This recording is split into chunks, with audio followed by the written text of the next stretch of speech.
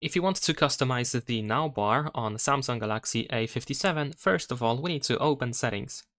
Over here in Settings, we're gonna scroll down a little bit and you want to go to Lock Screen and AOD.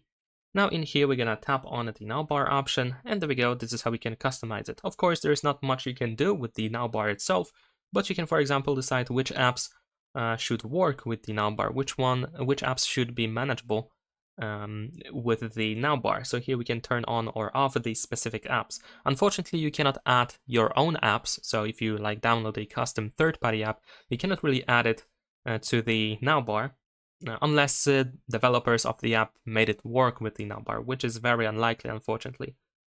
And besides that, we can find a couple of additional switchers in here. So you can, for example, toggle the current mode, do not disturb, and flashlight. So if you want them to be accessible on the Now bar, then of course you want to make sure that they are enabled. Leave a like and subscribe.